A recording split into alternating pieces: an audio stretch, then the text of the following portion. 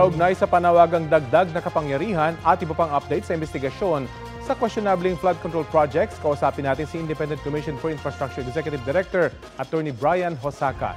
Magandang tanghali at welcome po sa Balitang Hali.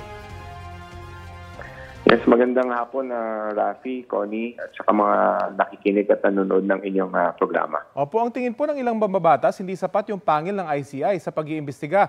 Para po sa inyo, kulang ho ba talaga ang kapangyarihan ng ICI?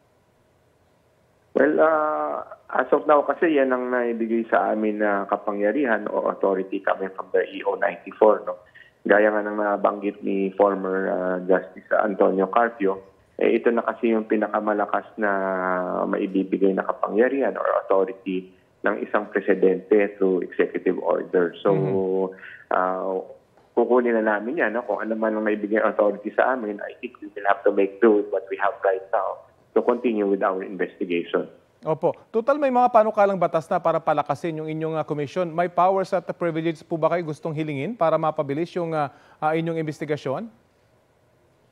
Well, in the first place, policy consideration yan. Kung gusto ng Kongreso na bigyan kami ng additional powers, it's for them to decide kasi ang paggawa ng batas nasa Kongreso naman yan.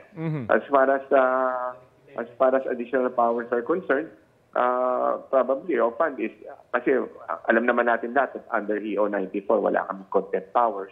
So malaking bagay kung meron kami yan. Kasi ngayon, although wala kami ganyan, meron pa naman kami remedyo. Kumbaga, we can always go to the courts and file the indirect contempt. But another process pa yan. So, isa yun sa pwedeng maibigay nila kung gusto nilang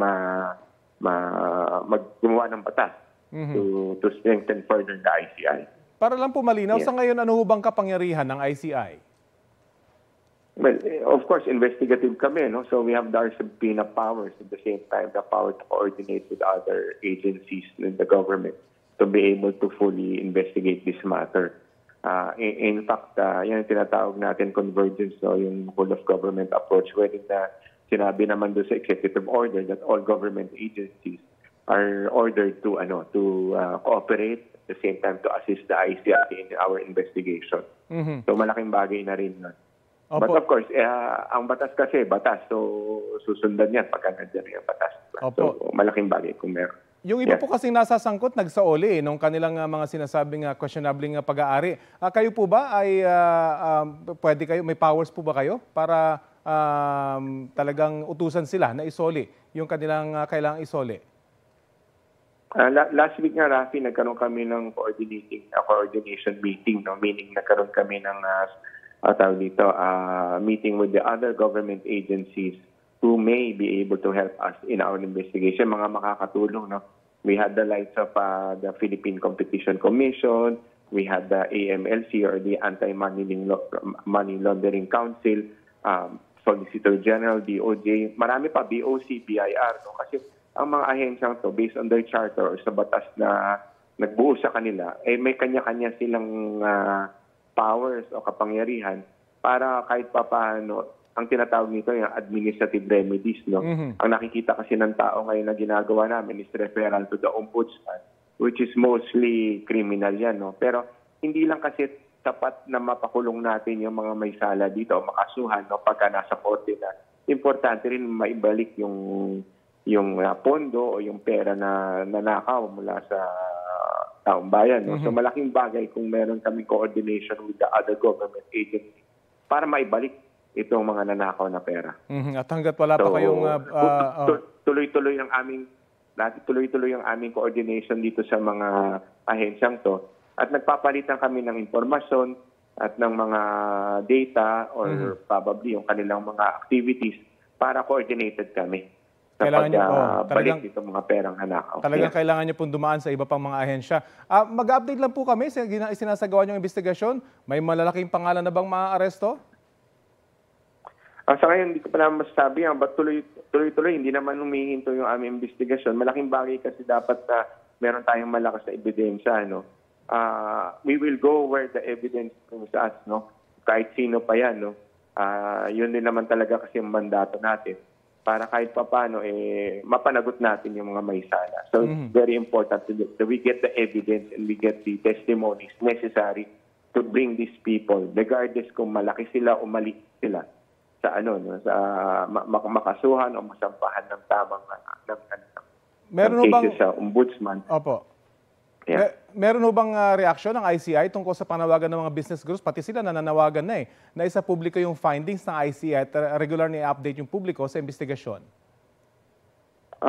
Yun pa rin, no? Narinig naman ng commission yung mga suggestion na to coming from different groups, no? And we consider them, no? Ang inaano lang natin kasi dito, gaya nga nasabi ko, yung policy kasi ngayon ng commission is really no live streaming, no public hearing because investigative kami, no?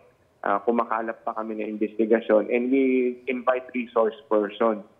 And itong mga resource persons na to, we want to verify what they have said. Mahirap kasi magkaroon ng trial by publicity, meaning baka may maibanggit sila ng mga tao na talaga naman palang inosente. At itong mga inosenteng taong to, pagka mabanggit, wala sila pang opportunity, no, na i-refute to. Parang, kumbaga, baka mahusgahan na sila ng taong bayan as being guilty without having due process afforded them, no. So, isa yan sa mga pinag-iingatan namin. At gaya nga ng sinabi ni Secretary Babes before in his Singson, no, in his interview is that para bang kami investigador, para kami mga police, wherein we want to make sure na totoo talaga yung sinasabi ng mga taong to. Kasi hindi natin alam kung ano ang kanilang background at anong kanilang karakter when they provide us with this information. So, nag-iingat kami dyan. Binabalanse namin yung karapatang pantao at the same time yung rights ng mga tao sa information, which we provide naman. Kasi katulad nung dati, nung nag-file kami ng rekomendasyon namin sa ombudsman, pinakita naman namin kaagad yung findings namin. In that case, we are very transparent kasi mababasa ng mga tao, ng mga media kung ano yung naging findings namin at anong naging basihan. Opo. Of course, Attorney, isa po sa mga nasa sentro nito si dating Congressman Zaldico. Paano niyo po siya papaharapin sa ICI? Isa nga yun sa tinitingnan namin dahil gaya nga nasabi, nagpadala kami ng subpoena before but apparently we had difficulty sending them, no? So, ang gagawin namin ngayon is baka magpadala kami ulit ng second or another subpoena para sa ganun, kung hindi man siya mag-appear ulit, probably we will resort to other remedial measures para kahit pa paano we could probably file a petition before the courts for indirect contempt. But that's another issue, no? Kailangan pa kasi ng sagutan yan. Sasagot siya or kung sumagot man siya. Kung hindi, the courts will probably decide based on our allegations. Opo. Attorney, may ilang opisyal na nagsapubliko na ng kanilang SALN. I-require na rin ba ito ng ICI sa ibang mga opisyal? Maaari. Kung sa tingin namin, kailangan namin makita yung mga SALN itong mga officials to aid our investigation, then we will probably request that or get that from the Ombudsman. Okay, abangan po natin yung iba pang aksyon ng ICI. Maraming salamat po sa oras na ibinahagi nyo sa Balitang Halik. Maraming salamat, Rafi. Thank you. Si ICI spokesperson, Attorney Brian Hosaka.